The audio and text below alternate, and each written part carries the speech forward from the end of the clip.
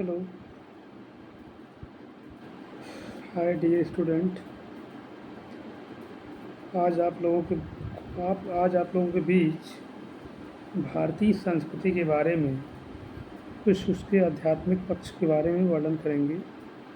अगर हमारे देश में देखा जाए तो हमारे भारतीय संस्कृति में 16 संस्कारों का वर्णन मिलता है, लेकिन उसका अक्षरशः पालन प्राचीन समय में 16 संस्कारों का जो है समय समय पर किया जाता था। जन्म के समय से लेकर के मृत्यु उपरांत तक 16 संस्कारों का जो है परंपरा निभाई जाती थी। लेकिन आजकल क्या है, बदलते परिवेश को देखते हुए इतने माहौल बदल गया है इतना कि 16 संस्कार की बात दूर, ठीक से 2 ही संस्कार बचे, वो भी ठीक से नहीं, आधा अधूरा। एक तो विवाह संस्कार बचा है, वो लोग मजबूरी है इसलिए विवाह संस्कार बचा हुआ, वो भी आधा अधूरा।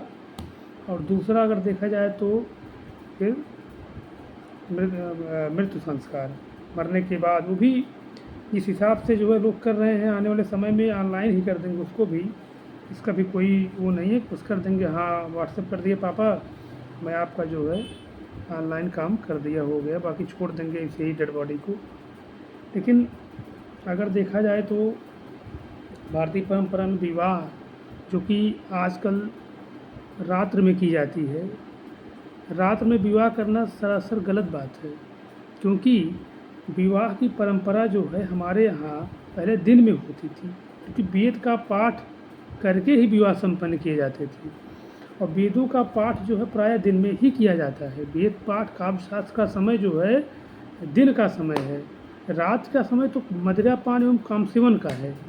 लेकिन जब हमारे यहाँ मुस्लिमों का आक्रमण हुआ तो मुस्लिमों के डर की वजह से हम अपनी बेटियों का ब्याह करते थे तो रात के अंधेरों में करते थे, जिससे क्या है कि हमारे ऊपर वो आक्रमण ना कर पाए, हमारी बहन बेटियों का अपहरण ना कर पाए। उस वजह से हम जो है दिन में शादियाँ ना करके हम रात के अंधेरे में शादियाँ करते थे। लेकिन आज हमारे पास ऐसी कोई मजबूरी नहीं है, हम स्वतंत्र हैं, हम एक संप्रभु राज हैं। अगर हम चाहें तो अपनी स्वतंत्रता से अपनी बहन बेटियों की शादी दिन के उजालों में काव्य शास्त्र वेद पाठ के अध्ययन के उपरांत जो है संपन्न कर सकते हैं। लेकिन फिर भी रात्र में ही आजकल शादियां हो रही हैं, इस पर जो है प्रकाश डालने की आवश्यकता है। और रही बात संस्कार की, तो जब गर्भधारण संस्कार होता है, आपकी अगर नींव मजबूत नहीं होगी तो आप उस पर दीवार नहीं खड़ा कर सकते।